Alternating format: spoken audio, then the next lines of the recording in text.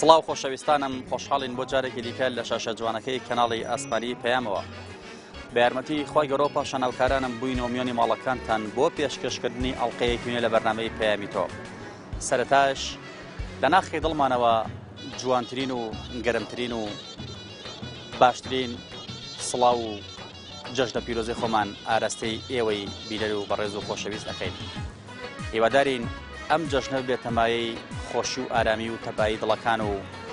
ئاشبوونەوەی نێوان مرۆڤەکان و ئاسایبوونەوەی نێوان پەیوەندەکانی هاوڵاتیان. هیوادارین ئەم جەژنە بێت تەمایەی خۆشی و خۆشگوزەرانی بۆ گەلی کورد، کۆتایی هاتنی خەم و کێشە و قەیرانەکانی هەرێمی کوردستان. هیوادارین ئەم جەژنە خەندە لەسەر لێوی هەموو لایەک بێت و خەمەکان کۆتایی بێت. بەڕێزان، ئەمڕۆژ بە بۆنەی جەژنی ڕەمەزانی پیرۆزەوە لەنێو بازاڕ دەمانەوێت گفتوگۆ بکەین دەربارەی ئەوەی لەم جەژنەدا چۆن خۆشیەکانمان دەربڕین، چۆن لەگەڵ چواردەورەکەمان، لەگەڵ خەڵکی، لەگەڵ موسڵمانان، لەگەڵ هاوڵاتیانی شارەکەماندا چۆن بتوانین پێکەوە خۆشیەکانمان دەربڕین و گزارش لە خۆشیەکانمان بکەین. لەلایەکی دیکەوە چۆن بتوانین ئارامی شار بپارێزین، ئارامی شار ڕابگرین بەهۆی ئەوەی کە خۆشی دەرئەبڕین نەبینە هۆی دروستکردنی کێشە و ئاژاوە و دڵڕاوکێ لای هاوڵاتیانی دیکە، لەسەر حسابی هاوڵاتیانی دیکە، لەسەر حسابی ئەوەی کە ئارەزوی خۆمان جێبەجێ بکەین، هەوڵ بدەین خۆشی لە خەڵکای تر تێک نەدەین، بە تایبەتی گەنجەکانمان بە ئۆتۆمبیل لێخوڕین و بە سەرکەشەکانیان هەوڵ نەدەن ئارامی شار تێک بدەن و خۆشی و جەژن لە خۆیان و لە خەڵکانی تر تێک بدەن. ئێوەی بەڕێز بینەرمان بن با بزانین پەیامی هاوڵاتیان چیە سەبارەت بە مابەتە تاکو پێکەوە خۆشیەکانمان لە جەژندا بەسەر بەرین. فەرموون.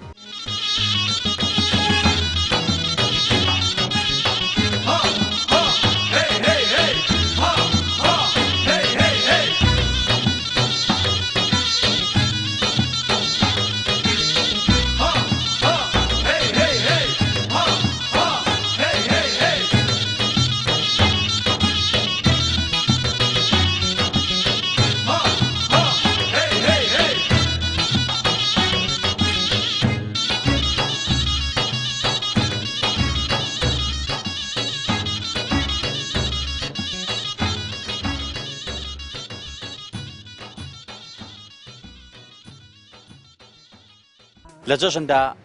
چۆن خۆشیەکانمان دەربڕین، چۆن گزارش لە خۆشیەکانی خۆمان بکەین بەڕای تۆ؟ بەڕای من چۆن چۆناهی بێ وەک هەموو قەوم و وەک هەموو لایەنێکی ترکە چۆن جەژنەکان بە هەموو جەژنێکی یینی خۆیان هەموو دینێک کە جەژنەکانی خۆیان بە شێوازی خۆشەکەن بێمەش پێویستە بە هەمان شێوە هەوڵی بۆ بن جەژن خۆشکەن، خۆشی خۆمان دەربڕین. چۆن هەوڵ بدەین لەبەرەوەی کە خۆمان خۆشی ببینین لەسەر حسابی خەڵکانی تر جەوی شار، ئارامی شار تێک نەدەین، نەبینە هۆی دروستکردنی نیگەرانی لای خەڵکانی دیکە. هۆکارەکەی ئەوەیە بۆ نمونە ئێستا بۆن لە ناو بازاڕە هەوڵ بدەین هیچ بە هیچ نوعی کێشە و هیچ شتێ دروست نەبێت. جەژن لای جەنابەت جێگەێنێ؟ جێژن لای من ئەگەر میلەتەکەم سەربەز و ئازاد بێت هەموو کاتێکم جێژنە، ئەگەر میلەتەکەشم بێ مەعاش و بێپارە بێ وەڵای هەموو کاتێکمان بدنە.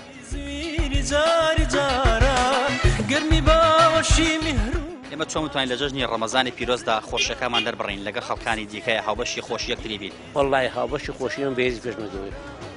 هەموو خەڵکی ئێمە بەهێزی پێشمەدەوێت. چۆن هەوڵ بدەین ئارامی شار بپارێزین، هەوڵ بدەین خۆشی لە شارە بهێڵین؟ بۆ نمونە کەسانێکن لە جەژندا سەرکەشی ئەکەن بە ئۆتۆمبیل ئەبنە هۆی مای نیگەرانی بۆ خەڵک ئاژاوە ئەنێنەوە، کارەسا دروست ئەکەن. بە عەقڵی من ئەوەی هینی ئینسانیان لەمن چکە نییە، نەخوایان ئەزان بەخوایان ئینسان بەرامبەرەکەشیان، چکە ئەگە ئینسانێک بەزەوەنجی خەڵکی بوێت خۆشی ناکە بەرامبەرەکەشی تێک نایێت. گوێ لێ براکەم، ئەنجا جێژن میلەتی کوردە ئێمە کە مسڵمان نوێژ کات ڕۆژگوێی جێژنی وانەیە، جێژنیوانی کە بە ڕۆژ نییە بە دنیا پێڵمەوەی کە ڕۆژوی ڕەمەزانێک عاڵەخۆرە ڕەمە جێژنی نییە. فەرمودەی خوا پێغەمبەری خوا جێژنی ڕۆژوانە. ئەنجا ئێمەش داوا لە خوا ئەکەین، یەکەم داواکەین دوا ئەوەی کە خوا وڵاتەکەمان پارێزێ، خوا هێز بێژنمان بۆ سەگەوت کات. ئەوانەی کە ڕقی لە میلەتی کورد و میلەتی کوردی خۆش ناوێت، خوا لە ناوی بەرێ خوایە برایەتی و تۆ یەکڕێزی یەکدەنگی لە ناو میلەتی کورد دروست بکەیت. یا ربی خواه خواه جن او ناو من نانی اما او یەک کەس بین یەک ماڵبی عایلەبی جەژن لای تۆ چیەگەێنێ؟ جژن هاتنی واتە هاتنی خۆشیەکان کۆتایی هاتن بە مانگی پیرۆزی ڕەمەزان. باشە ئەی چۆن بتوانین لە جەژندا خۆشیەکانمان دەربڕین بە جۆرێکە لەگەڵ خەڵکا بەدەستە جەمعی خۆشحاڵانە خۆشی خۆمان دەربڕین و خۆش لەگەڵ لە خۆشیەکریا بەشدار بین بە ئەوەی سەردانیکردنی یەکتری و گەردەنازایەتیکردن لە یەکتری ئەو چینەی لە دڵمانەیە پاکێنەوە بە گەردەنازایەتی لێ. تۆ لە جەژنا خۆشحاڵیت؟ بەڵێ. چیت هەیە بۆ کەسانێک کە کەسانێکن لە جەژندا سەرکەش یەکەن بە ئۆتۆمبیل ئەبنەهۆی تێکدانی ئارامی ئەبنەهۆی لە ناوبردننی خۆشەکان لە دڵی خەڵکا کارەسا دروست ئەکەن بۆ نمونە خۆیان و خەڵکی لە ناو ئەبەن جەژن لە خەڵک تێگەیان چیت هەیە بۆ ئەمانە؟ وەڵای ئەوە شتێکی ناشرینە دیاردەیەکی ناشرینە ئەوە سەرکێشێکردن بە ئۆتۆمبیلەوە ئەوە شتێکی ناشرینە ئەوە ئەبێتەوەی گیان لە دەرزانی خۆیان و هاوڕێکانە. جەژن لای جەنابەت چیەگەێنێ؟ واللهی جەژن بەنسبەت ڕۆژەوانەوە کۆتایی بە ڕۆژوبوونیان. ئەی باشە چۆن بتوانین لە جەژندا خۆشیەکەمان دەربڕین لە خۆشی یەکتریدا بەشدار بین بۆ ئەوەی کە بتوانین شارەکەمان بە خۆشی و بە ئارامی و جەژنێکی خۆشی تیا بەرجەستە بکەین؟ وڵای ترەوان ئەکەوێتە سەر چین و توێژەکانی کۆمەڵ مەسەلا هەیە ئیمکانیەتی هەیە تەوان خۆشی دەرەبڕێ و لە خۆشی هەیە مشکلەی هەیە نەبوونی هەیە با بڵێن تەعزیە و تەرتیبات و شتی وای هەیە ئیتر ئەو کەسە خۆی ئەگەیەنێ کە خۆشیەکە دەربڕیا دەرنەبڕێ بەس عەل ئەکسەر ئەوانەی ڕۆژەوانن خۆشی دەرەبڕن بەوەی کە کۆتایی ڕۆژوویە و دەزەکەن بە جەژن و شادی خۆشی. وڵی لەم جژندا ئەبێ هەموو ئاژاوە و ناخۆشیەکان بەرامبەر یەکتری هەمویان لابەرین و بەناخین ئەبێ ئاشتی و تەبایی ناوخۆمانە بڵاوکەینەوە. ئەو چینەی لە دڵمانەیە پاکێنەوە بە گەردەنازایەتی لێ. ئەوانەی ڕۆژەوانن خۆشی دەرەبڕن بەوەی کە کۆتایی ڕۆژوویە و دەزەکەن بە جەژن و شادی خۆشی. لە ژێژن خۆشترێ بەزە ئیسانێکە بە ڕۆژوو بەس کە بە ڕۆژ بنەبینەوە. هیوادارم هەموو کەس ئەوەی عادز بۆ لێک ئاش بێتەوانێ و گەردەناسایی لە یەکتری بکەن. جەژن مانای ژیانەوەی ئینسانە. ئەگەر میلەتەکەم سەربەز و ئازاد بێت هەموو کاتێکم جەژنە ئەگەر میلەتەکەم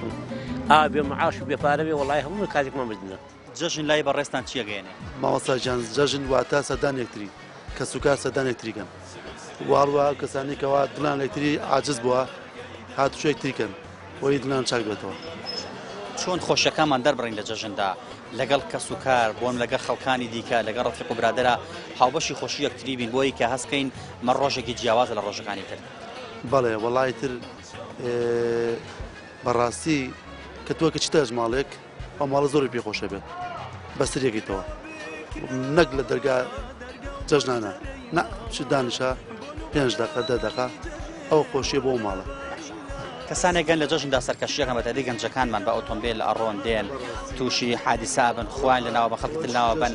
عنی خۆشی لە خەڵک تێگەیان چی دێ بۆ ئەمانە؟ نی ناخۆشیە بۆ کەس و کار بۆ خەڵکی تریش بەڕاستی شتێکی زۆر ناشرینە. لێرەوە جەژنە پیرۆزی خۆ ئاراستێکی وەڵای هەموو کەس و کاری خۆم هەموو برادران و خۆشەویستان و خزم و کەس و کار هەموو لای و برا مسلمانەکان لا شوێنان. جەژن لای جەنابەت چیەگەێنێ؟ وەڵای جەژن هیچ خۆشیەک نییە 6 مانگ موچەی خەڵکیان نێوە بە خەڵکو جەژنێکی ناخۆشە ڕاستی بێت. جەژن کۆتایی هاتنی مانگی پیرۆزی ڕەمەزانە و نووسینی پاداشتە ئینشاڵا بۆ کەسانێک کە بە ڕۆژوو بوون و بانەی بەسینەوە بە موچەوە قەیچێک ئەمە پەیوەندێکی ڕۆحی بینی خۆمان و خوای گەورەیە. جەژنەر خۆشە پێویستە هیوادارین کاریگەری قەیرانی دارایی کاییە لەسەر خۆشەکانمان نەبێت وانە؟ بەڵێ وەڵای تە جەژن خۆشیەوەی بەخێر بێ سەر چاو سەر سەرمان و بە خۆشی و بەخێر و خۆشی لێمان بڕوای ئینشەڵڵا. چۆن خۆشەکان دەربڕین چۆن خۆشەکان لەگەڵ خەڵکا دەربڕین؟ دەرگایەکەی هەمویانە چیتە ماڵێ مات و گرژن و میوان ئیتر وەڕزن و تااقەتیان نێ جواب ببەنەوە و ئیتر چ خۆشیێکیان هەیە هیچ خۆشیێکیان نییە ئەو ماڵێکە ئەچ جەژن خۆشی و شادی و ترەوەیە کە بە ڕۆژەبی ڕۆژەکە دەشکێن توتر ئەوە باشە. چۆن گزارش لە خۆشەکانی خۆمان بکەین لە جەژندا لەگەڵ خەڵکا کۆبینەوە و گزارش لەو خۆشیە بکەین کە هەمانە لە جەژندا ڕۆژێکی جیاواز بەڕێ بکەین وەک لە ڕۆژانی تر؟ وڵای ڕۆژە جیاوازەکە چیەکە ڕۆژانی کە بە ڕۆژوبی دوای ئەوە ئێستا کابێ بە جەژن بە ڕۆژوونی توتر لە گوزار لە واقعیت و ئەتر خۆشی ئەوەیە کە تۆ مایەک بە ڕۆژوو بیت و لێرەوە جژنە پیرۆزی خۆ بنێرە بۆ کێ ئەنێریت؟ وڵا جژنە پیرۆزان هێرم بۆ ماڵەوەمانە بۆ کەسوکارم بۆ خزم و کەسم بۆ هەموو کورد. جژن ئاهەنگێکی خۆش و شادیەکەین ئینشاڵڵا بە میلەتی کوردی گەلی کوردستان ئینشاڵڵا. باشە چۆن خۆشەکانمان لە جەژندا دەربڕین؟ وڵی خۆشەکانمان هەو کاتە خۆشەکە ئینسان دڵی خۆش بێ بەڵام میلەتی ئێمە ئەمڕۆ کە لە بەرەوەی فەقیر و هەژارێکی زۆرمان هەیە داماویشی زۆرمان هەیە لە قەماویشی زۆرمان هەیە حکوومەتی هەرێمی کوردستان ئەبێت چاوی لەو میلەتە و لەو هەژارە و لەو داما و لەو فەقیر و هەژارە بێت. ئەو سایان جا زیاتر میلەت دڵی خۆشە زیاتر دڵی کراوەیە زیاتر دڵی فەرەحە زیاتر بە ناوی خواوە ئینشاڵڵا دڵ کراوەترە فەرەحترە ئینشاءڵڵا. کەسانێکن لە جەژندا سەرکەشی ئەکەن کەسانێکن بە تایبەتی گەنجەکانمان بە ئۆتۆمبیل سەرکەشی ئەکەن دڵڕاوکێخەنە دڵی خەڵکەوە کارەسات بۆ خوان و بۆ خەڵکانی تریش دروست ئەکەن تۆ چی دێ بۆ ئەمانە؟ ئەو کەسانە هین ئاهەنگ و شادی بۆ میلەت ناژێڕن ئەو کەسانە دوژمنی دین و دنیا و وڵات و میلەتیشن بۆ لەبەر ئاژاوە نانەوە فەرتەنەوە مشیلە و مەراق و خەم و خەفە دەخەن دڵی میلەتە. ئەو کەسان جژنە پیرۆزی خۆ لێرە و ئاراستەی کێیەکەی؟ جێژنی پیرۆزی خۆم ئاراستی حکوومەتی هەرێمی کوردستانەکەم بە تایبەتی و ئەم میلەتە و جەنابی کاک مەسعود بارزانی و سەرۆکی جەنابی مام جەلال و بەڕێز جەنابی نێوشینە مەسعود. جژن لە تۆ چیەکەینێ؟ جژن پیرۆزەکەم لە هەموو گەلی کورد و سەرەتا لە برا پێشوانگەکان خۆی وادارشم داواکارم لەخوای گەورە کە هەم جژنە بە خۆش و شادی بەرینە سەر و هیچی تر چۆن خۆشیەکانمان بەسەر بەرین چۆن گزارش لە خۆشیەکانمان بکەین؟ وڵی بەڕێزگان خۆشی لە کوردستانە زۆر کەم بۆتەوە هەمووی بەهۆی معاش و موچە و ئەم ناوەشتانەوە زۆر کێشەیدارە لەم بازاڕەکە بازار زۆر کزە و زۆر ناخۆشەوە تەرەوە هۆکارەکەی. باشە کەسانێکن لە شاردا کێشە گرفە دروستەکەن بەتایبەتی گەنجەکان بە ئۆتۆمبیلەکانیان سەرکەشیەکەن زۆر جار خەڵک تووشی خۆیان خەڵکی تووشی کارەساتەکەن دڵناخۆشی بڵاوەکەنەوە تۆ چی دێ بۆمانە؟ بەڵام من داواکارم لەو برا گەنجانە ئەم خۆشم گەنجم هیوادارم کارێکی نەشیاو نەکەن بۆی نەبێتە هۆی هۆکاری کارەساتی دڵتەزێن و ناخۆش هەم بۆ دایک و باوکی خۆشان و بۆ کەسوکاری خەڵکیش. جەژن چیەگەنی لای تۆ؟ وڵا خۆشترین شتە لای من لە جێژن خۆشترێ بەس ئینسانێکە بە ڕۆژوو بێت بەس کە بە ڕۆژوو نەبینەوە. چۆن بتوانین خۆشیەکانمان دەربڕین لە جەژندا؟ وڵی هاوی سەردانی ماڵە دۆستەکانی بکەی براکانی بکەی خزمەکان بکەی هەر خۆشە جێژنە پیرۆزیان لێ بکەی خۆشترین شتە لای من. کەسانێکن لە جەژندا بە تایبەتی گەنجەکان بە ئۆتۆمبیلەکانیان سەرکەشیەکەن دڵڕاکێخەنە دڵی خەڵکەوە خەفەت بۆ خۆیان و کەسوکاریان دروست ئەکەن تووشی بەڵا ئەبن زۆرجار تووشی گیانەدەستدانە بن چی دێ بۆمانە؟ وڵی من بەواناڵم شتێکی باش نییە سارش لێ خوڕی احتیادی لێ خوڕا شتێکی جوان نییە بۆ زەرە لە خۆشت و لە خەڵکی ژەی دوای هەمووی مای پەشیمانیە. لێرەوە جەژنە پیرۆزی خۆ ئاراستەی کێیەکەی؟ جێژنە پیرۆزە هەموو گەلی مسلمانانەکەم هەموو خزم و کەس و کارمەکەم و لە ئێوەش. وڵا جەژن مانای دڵخۆشی و ئاشتی پێکەوە ژیانە هیوادارم هەموو کەس ئەوەی عادس بۆ لێک ئاش بێتەوانێ و گەردناسایی لە یەکتری بکەن. باشە چۆن خۆشەکانمان پێکەوە لە جەژندا بەڕێ بکەین؟ خۆشەکانمان ئەوەیە سەردانی یەکتری بکەین و هەچەند ئێستا سەردان گست بۆ لە ناو یەکتریە و ئاشتی و تەبایی نەماوە تر ئەبێ سەردانی قزم و کەسەکانمان بکەین بەمانەی ئەوە دێت. باشە تۆ گەنجیت بەڵام گەنجانێکی زۆرمان هەیە لە جەژندا بە ئۆتۆمبیل سەرکەشی ئەکەن دڵڕابکێخەنە دڵی خۆیان و کەسوکاریانەوە زۆر جار کارەسای دڵتەزەنی لێکێتەوە جەژن لە خەڵک تێگەن چیت هەیە بۆ ئەمانە؟ وڵی هیوادارم ئەم جەژنە هەموو جەژنێوە بۆ بەڕاستی بەڵام هیوادارم ئەم جەژنەوە نەبێ خۆم یەکێ بووم لەوانەیە کەوا مەگەر بەڵام ئێستا دوورکەوتومەتەوە لەو کارە هیواداریشم بۆ گەنجانێکەوە ئەکەن دوورکەونەوە لەو کارە کارێکی مەترسیدارە. لێرەوە جەژنە پیرۆزی خۆ ئاراستەی کێیەکەی؟ وڵا جەژنە پیرۆزی ئاراستی هاوڕە نزیکەکان مەکەم بە تایبەتی خاڵە خۆشەویستەکەم کە لە دەروی وڵاتە. جەژن لای تۆ چیەگەێنێ؟ جژن خۆشیش گەردن ئازادی شادی لەم جەژنەدا چۆن خۆشیەکانمان بەرجەستە بکەین چۆن خۆشیەکانمان بەڕێ بکەین لەگەڵ خەڵکانی ترا؟ وڵی لەم جژندا ئەبێ هەموو ئاژاوە و ناخۆشیەکان بەرامبەر یەکتری هەمویان لابەرین و بەناخین ئەبێ ئاشتی و تەبایی ناوخۆمانە بڵاوکەینەوە. کەسانێکن لە جەژندا بنە هۆی نیگەرانی خەڵک لە جەژندا گرفە دروستەکان خۆشی لە خەڵک تێگەن بەتایبەتی گەنجەکانمان سەرکەشیەکەن بە ئۆتۆمبیل کارەسات ئەنێنەوە چیت هەیە بۆ ئەمانە؟ وڵی ئەوانە کاری نابەجێکن خوا هیدایەت ئێمە بگەڕینەوە سەر ڕێگای ڕاست ئەوە ئیشانێ باش نییە خەڵی سەعادەکەن خەڵک جەرگی خەڵکە سووتێن لە کاتی جێژنا بە سیارە من لەولات چۆغن ئەوانە بگەڕنەوە باشترە ڕوو لە خوا بکەن باشترە تەخوا بکەن باشترە بەکەر بەرەوکاری چاکە بڕۆن باشترە. جژنە پیرۆزە خوا لێرە بنێرە ئاراستێکیەکەی جژنە پیرۆزە لە هەموو مسلمانانی جیهانەکەم بە تایبەتی لە مسلمانانی کوردستان و لە دایکی شەهیدان و لەو پێشمەرگە قارەمانەی کە لە بەرەکانی جەنگان دەگەشتن خۆشیە گەیەنێ بۆ میلەتەکەم بۆ خۆم بۆ میلەتەکەم خۆشیە گەیەنێ جێژن گەردن ئازایی دێ بۆ ئەوانە لەم جژنەدا چۆن خۆشیەکانمان لەگە خەڵکانی ترا بەرجەستە بکەین چۆن خۆشەکەمان دەربڕین بەگەردن ئازایی پیرۆزبایی لێکترن و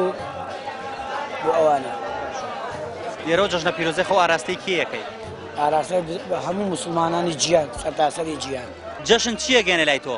جێژە خۆشە خۆشیە چۆن دەربڕین لە جەژندا چۆن بتوانین چی وەلای خزم و کەس و کار و ئەوانە ئەلەوا دەری خۆشە جژنە پیرۆزەی خۆ ئاراستەی کێیەکەی لێرەوە ئاراستەی هەموو ملەتی کوردی دەکەم جەژن لای جەنابەت چییە گەێنێ وڵای شتێکی خۆشەوە تر بۆ مسلمانانە بم بە ڕۆژبوون و شتێکی خۆشە لەم جەژنەدا چۆن خۆشەکانمان دەربڕین وڵای ئەم حکومەتە لە کۆڵمان بێتەوە هەموو خۆشێکمان بۆ خۆزم حکومەتە کۆتایی پێ بێ هەموو کەس لە خۆشیانە کۆتایی پێ نەبێ کەس خۆشی نیە جژنە پیرۆزەی خۆ ئاراستەی کێیەکەی وڵای هەموو مسلمانێک هەموو مسلمانان لە خۆ داواکارین ئەم حیزبانەمان لە خۆڵ بێتەوانە بە تایبەتی لای ئەولە بۆی نەجاتمان بێت لە سیان و خەڵکە نەجاتین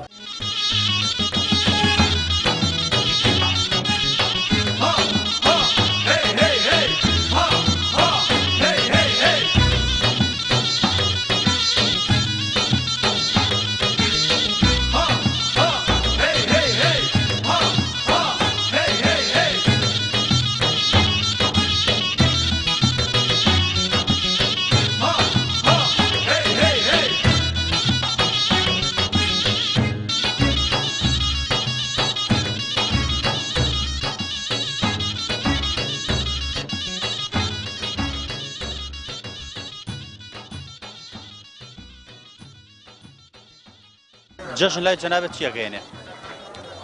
جژن بۆنەیەکی پیرۆزە بە تایبەت جژنی ڕەمەزان و جژنی قوربان بۆ ئێمە مسلمان جژنەکان چۆن خۆشەکانمانی تیا دەربڕین چۆن گزارش لە خۆشەکانمان بکەین بەڕای تۆ وڵی هەر کەسە و بە جۆرێک ئەتوانێت دەری بڕێت بە پێی زروفی ئەو خەڵکێکی ئێستا تێکەوتوە هەیە وەکوڵێ ئەتوانێت خۆش دەری بڕێ هەشە بەڕاستی بە حکمی ئەم وەزا لەوانێ بە ناخۆشی تێبڕێن زۆر کەسم دوان خۆشەکان ئەگەڕنەوە بۆ قەیرانی دارایی جژن پەیوەندێکی نێوان پەیوەندێکی ڕۆحی نێوان خوا و عەبدەکانە پەیوەندی ڕۆحیش پەیوەندی بە مادەوە نییە بۆچی پێت وایە خەڵک هەمی ئەبەستێتەوە بە مادەوە ئەگەر مادەی لە گیرفانە بوو دڵی خۆشە ئەگەر لە گیرفانە نەبوو دڵی ناخۆشە پێت وایە جژن مەهامی سەرەکی ئێمە بێ وڵی مادەش هەموو شتێ نییە بەڵام بەبێ مادەش ژیان نابێ بەڕاستی ڕاستە ینی پەیوەندیکی ڕۆحیە بەڵام ینی کابرا ئەگە پارەی پێ نەبێ چۆن بتوانێت وەسایلی بڵێن جژن بکڕێیەکی دراوسەکەی بێ بۆ ماڵیان خۆی تۆش ببارێنە بارانی میهرەبانی جژن مانای ژیانەوەی ئینسانە ئەو دوو جەژنەی کە خوا دایناوە بۆ مرۆڤ جەژنی قوربان و جەژنی ڕەمەزان ئەو دوو جەژنە وەکو سەرلێنە لەدایک بوونەوەیە چون جەژنێکیان جەژنی پاش ماندووبوونی 30 ڕۆژ بۆ خوا بە ڕۆژبوونە جەژنێکیشیان جەژنی قوربان و بەخشینە کەواتە ئەم دوو جەژنە کە خوا دایناوە بە مرۆڤ وەکو سەرلێنە لەدایک بوونەوەیە چونکەم لە جەژنێکیانە هەم پاکبوونەوەی و هەم نازڵکردنی قورآنی پیرۆزە بۆ مرۆڤ لە جەژنێکیشیانە بەخشین و لە خۆبوردەییە ئەو دوو جەژنە جگەل لەوەی کە خۆشی و شادیە مانای جارێکی کە پاکبوونەوەی ئینسانە لە هەموو تاوان و خراپەیەک ئیشەڵا ئەو ڕۆژە مبارەکانە هیچ کەسێ لە قیس خۆی نایە چونکەم لە پێشە بە ماندووبوون و بە هەوڵدان بە ڕۆژوبوون دەست پێیەکە لە جەژنی ڕەمەزان هەر لە ئێستاشەوە پیرۆزبایی لە ئێوەش و لە هەموو بینەرانیشتانەکەم پیرۆز بێ جەژنەوەتە خۆشەکانمان چۆن دەربڕین لە جەژندا چۆن گزارشی لێ بکەین بێگومان جەژنەکان ئەبێ لە کێمیشت لەگەڵ خوای خۆمان کە شاد بووینەتەوە مانگی ڕەمەزان کارێکی وا بکەین لەگەڵ هاوڵ و دۆست و خۆشەویستەکانیشمان کە دڵگرانیەک و ئادزیە بووە ڕۆژی لە خۆبردن بێ توانین ئاش بینەوە بتوانین ناخۆشیەکانی دراوسێک کەس و کار ئەوانە وەلا بنین و پێکەوانێ شاد بینەوە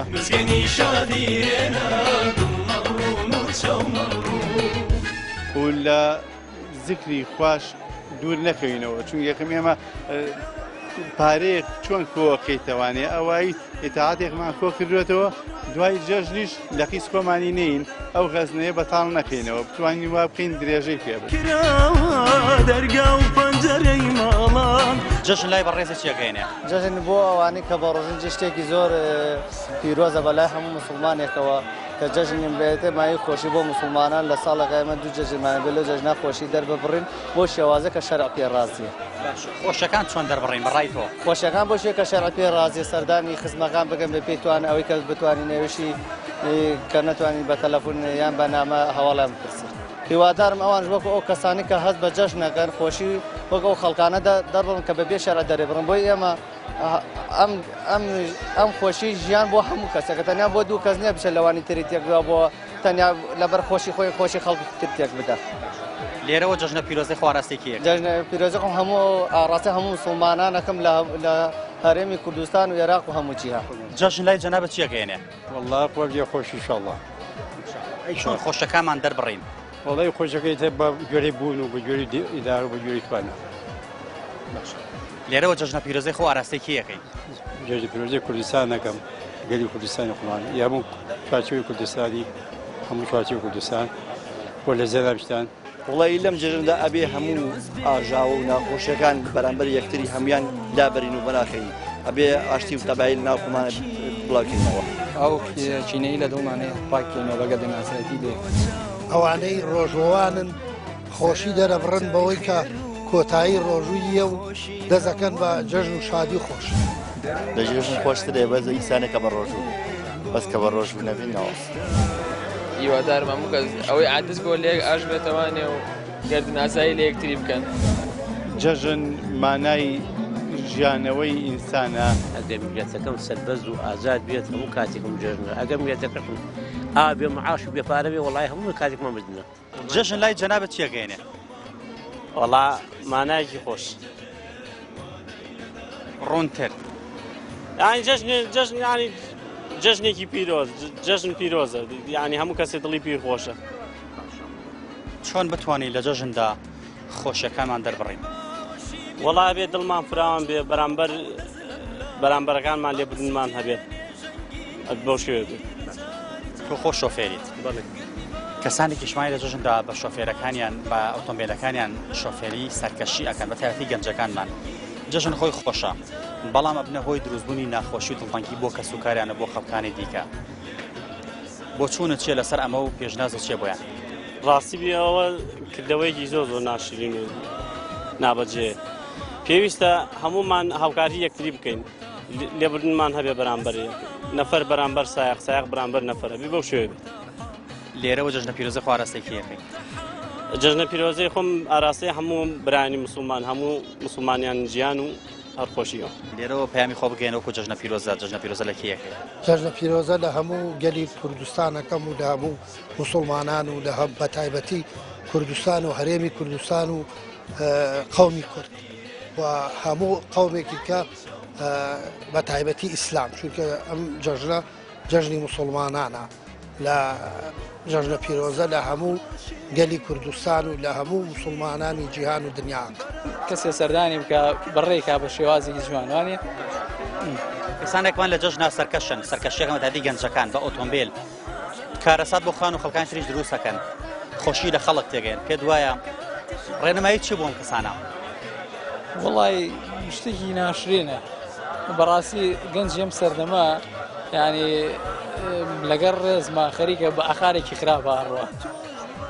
چونکە کۆمەڵی وەسایلی دنیایی ئەوەنە زۆر بووە ینی گەنجەکانمان بەڕاستی خەریکە لایەن جاران خەڵکێک لە مزگەوتا پەروەردە بوو لەناو خەڵکیی باشە پەروەردە بوو باوکەکەی حەزیە کرد بینێرەتە مزگەوت بینێرەتە لای مامۆسایەکی دینی کۆمەڵەشتی باشی فێرکە بەڵام ئێستا ئەوێ بینێرەتە بە کۆڵی کولیەک کە فێری ئینگلیزی و فێری رازانە خۆمانە شتێکی باشن بەڵام یعنی مەسائلی دینیەکە خراوەتە لاوە لەبەرەوە یەکێک لە شتە ئەساسیەکانی ینی ئینسان کە بتوانێت خۆی پێ بدۆزێتەوە مەسائلی دینیە ئەوەش ئێستا لە وڵاتی ئێمە خەریکە وردەوە بەرەو کزیێ ڕاوەدا لێرەوە جەژنە پیرۆزەی خۆ بنێرە و ئاراستەی کیەکە پیرۆزبایی لە هەموو مسلمانانی جیهانەکەم لە خەڵکی ئەم سلێمانی حیاتەی خۆمان ئیشەڵا ئەم جەژنە بێتە مای خێر و بەرەکەت و برژە بەسەر هەمومانە پەیامی هاوڵاتیان بەو جۆرە بوو کە جەژن ڕۆژێکی پیرۆزە و ڕۆژێکی خۆشە و مرۆڤەکان هەست بە ئاسوودەیی دەکەن لە ڕۆژی جەژندا چونکم ئەوانەی کە بە ڕۆژوو بوون 29 ڕۆژ یاخۆ 30 ڕۆژ بە ڕۆژوو بوون و کێشوێکیان کۆ کردوتەوە ئەگەر ئینشاءڵڵا خوای گەورە لیان قوبوڵ بکات ئێمە شتەمە ناکەین خوای گەورە ڕۆژووی هەموو لایە قوبوڵ بکات بۆیە لە دوای ئەو ڕۆژانەوە ڕۆژێکی خۆش دێت کە ئەویش جەژنە کە پێوترێت جەژنی ڕەمەزانی پیرۆز بەڵام بەداخەوە هەندی هاوڵاتیان هێندە نیگەران بوون لە بارودۆخی ئێستای هەرێمی کوردستان و لە بارودۆخی ئابووریان هەستیان بە خۆشی جەژن نەدەکرد دەیانەوە دەگەر ئێمە گیرفانمان شتێکی وای تیا نەبێت کە بتوانین پێداویستەکانی ژەمە دابینکەین جەژن ڕەنگە خۆشێکی تیا نەبێ بۆ ئەوان ئێمە هیوادارین پەیوەندی ڕۆحی نێوان خۆمان و خوای گەورە نەبەسینەوە بە گیرفان و بەداهات و قوتەوە چونکم پێشینانی پێش ئێمە لەوانەیە بەقەدەر ئێمەی ئێستا شتیان نەبوو بێت ژیانیان خۆش نەبوو بێت ئەرکیشان زۆر قورستر بوو بێت بەڵام پەیوەندی خۆیان لەگەڵ خوای گەورەدا بە جۆرێ بووە لە جەژندا هێندە خۆشحاڵ بوون خۆشترین کاتیان بەسەر بردووە ئێمە هیوادارین تاکەکان قەناعەتیان هەبێت بەم زوروفەی ئێستا و بەم بارودۆخەی ئێستا ئینشاءڵڵا ئەم دۆخەش کۆتایی دێت و ئەم وەزعش کۆتایی دێت و خەڵکیش دەگەڕێتەوە سەر وەزع و گوزەرانەکەی پێشتر کە ژیانێکی خۆشتریان هەبوو لە ئێستا ئێمە هیوادارین جەژن بێتە مای ئارامی و خۆشی و ئاژبوونەوەی دڵەکان لە نێوان هاوڵاتیاندا ئێمە هیوادارین جەژن ببێتە مایەی خۆشی و کۆتایی هێنان بە شەڕ و بە قەیرانەکان لە هەرێمی کوردستاندا ئێمە هیوادارین جەژن بێتە کۆبوونەوەی لایەنە سیاسیەکان و ڕێکەوتنیان بۆی چیتر تاکی ئەم کۆمەڵگایە باجی ڕێنەکەوتنی لایەنەکانی هەرێمی کوردستان نەدەن لێرەشەوە بە تایبەت پیرۆزبایی خۆم ئاراستەی برا پێشمەرگەکەمان دەکەین لە بەرەکانی جەنگ هیوادارین خوای گەورە سەرکەوتیان کات بەسەر دوژمناندا خوای گەورە لەشان ساغ کات خوای گەورە بیان هێڵێ بۆ کورد و کوردستان و بۆ ماڵ و منداڵیان دووبارە جەژن لە هەموو لایەک پیرۆز بێت خۆشی و شادی و تەبایی بۆ هەموو لایەک تا بەرنامەیەکی تر و پەیامێکی تر هەموو لایەکتان بە خوای گەورە ئەسپێرین خوای گەورە پشت و پەنای هەموو لایەکمان بێت